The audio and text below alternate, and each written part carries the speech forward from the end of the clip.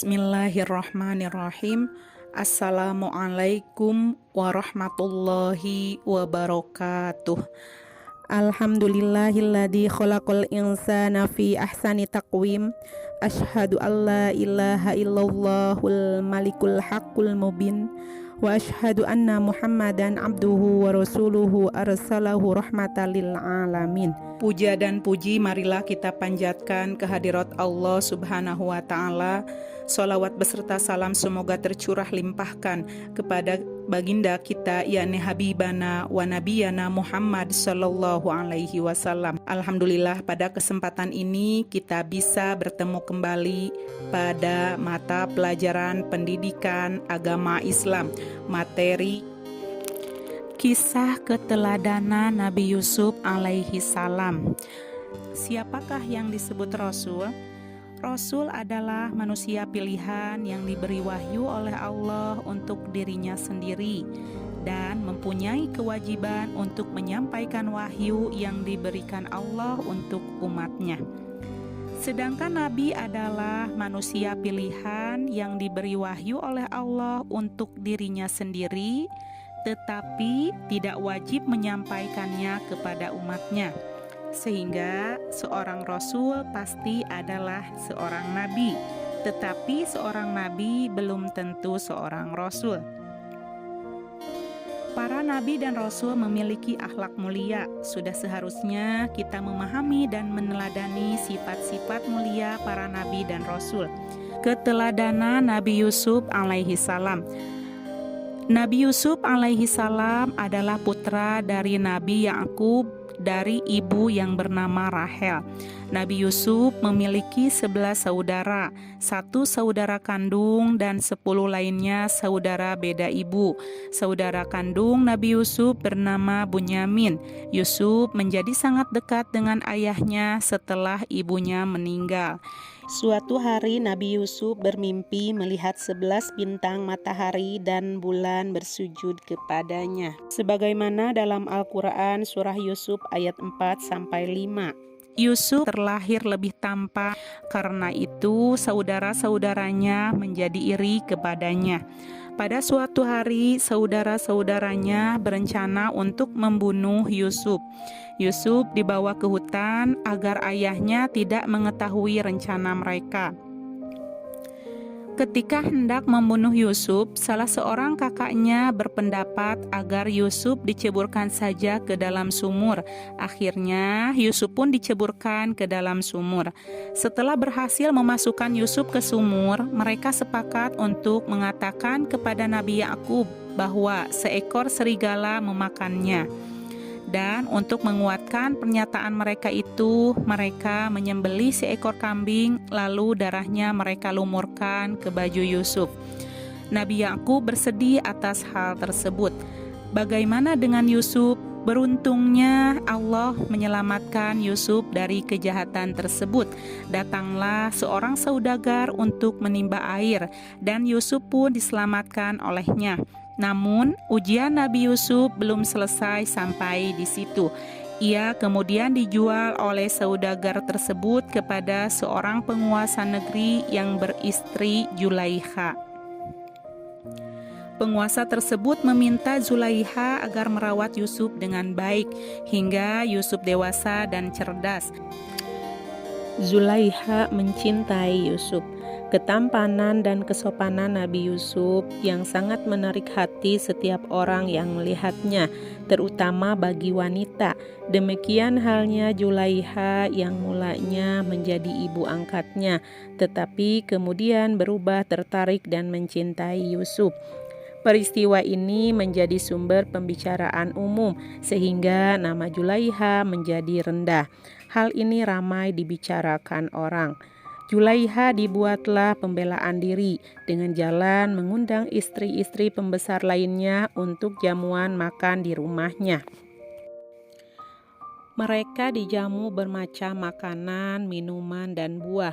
Namun jamuan yang dihidangkan itu bukanlah makanan yang biasa, melainkan buah-buahan yang masing-masing diberinya sebuah pisau yang tajam. Ketika mereka mengupas buah-buahan, disuruhnya Yusuf keluar menampakkan diri di tengah mereka. Ketika Nabi Yusuf tampak di hadapan wanita-wanita itu, alangkah terpesonanya mereka melihat ketampanan Nabi Yusuf yang mempesona itu seraya berkata, "Maha sempurna Allah, ini bukanlah manusia, ini benar-benar malaikat yang mulia." Karena terpesona melihat ketampanan Nabi Yusuf, sehingga tanpa sadar mereka melukai tangannya sendiri.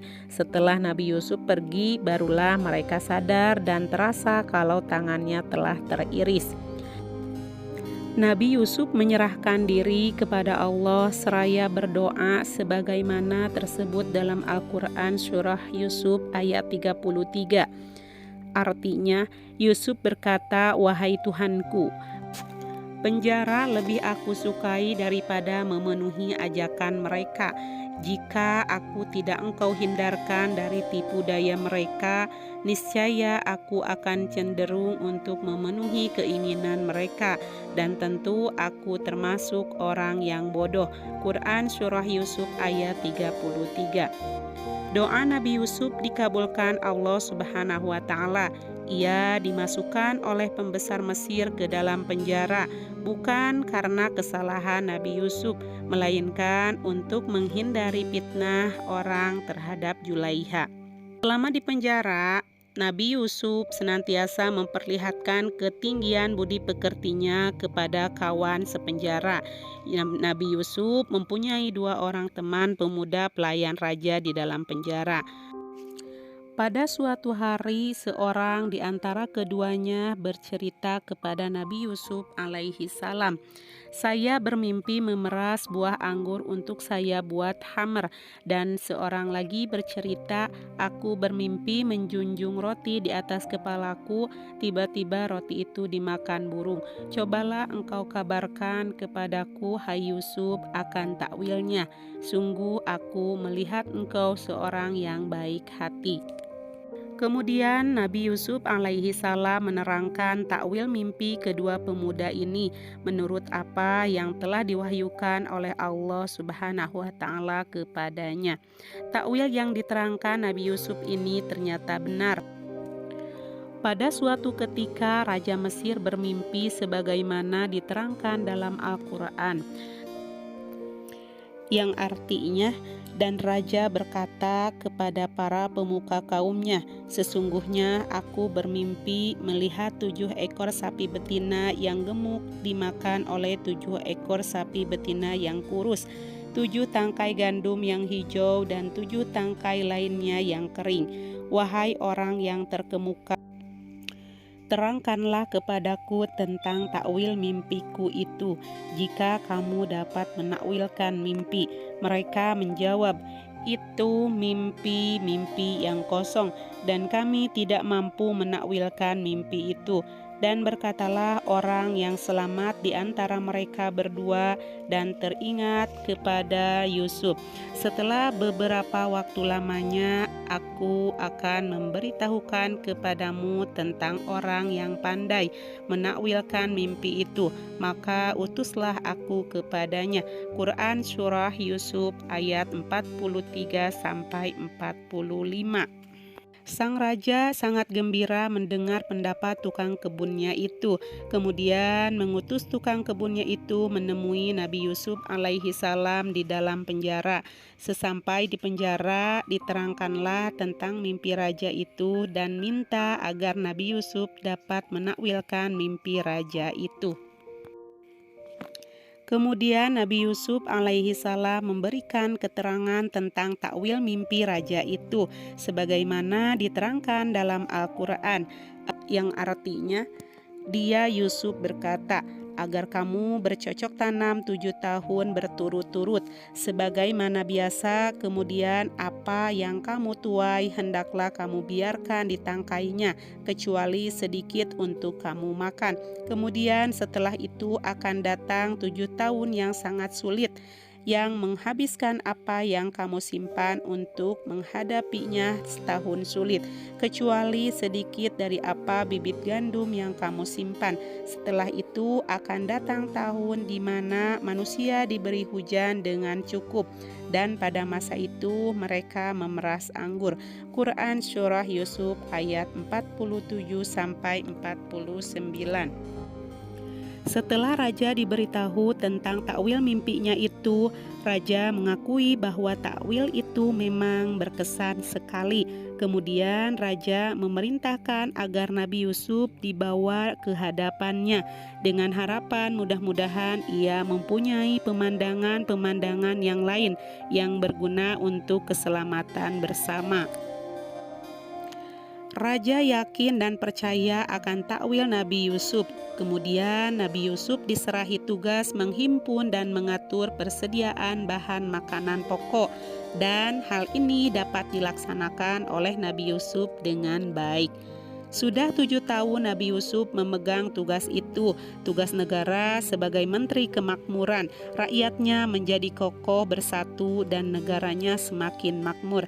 Masa 7 tahun cukup untuk menghimpun kekuatan ekonomi di negeri Mesir untuk menghadapi 7 tahun yang panas terik dan paceklik. Masa kelaparan dan paceklik bukan hanya menimpa di negeri Mesir saja, tetapi menimpa pula di negeri-negeri lainnya yang berdekatan dengan Mesir seperti Kan'an, negeri yang ditempati Nabi Yakub alaihissalam dengan anak-anaknya yang dinamakan Al-Asbat. Pada suatu hari datanglah 10 orang laki-laki meminta pertolongan untuk mendapat bantuan bahan makanan pokok yang sangat dibutuhkan mereka. Kemudian Nabi Yusuf memerintahkan kepada bawahannya agar memberikan bahan makanan yang cukup kepada mereka yang datang dari Kan'an, serta mereka pulang kembali ke negerinya dengan perasaan lega dan gembira.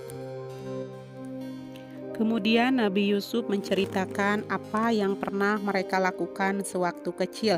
Semua kejadian itu diceritakan oleh Nabi Yusuf alaihissalam. Mendengar cerita itu, mulailah mereka tercengang. Timbullah pertanyaan dalam hati mereka.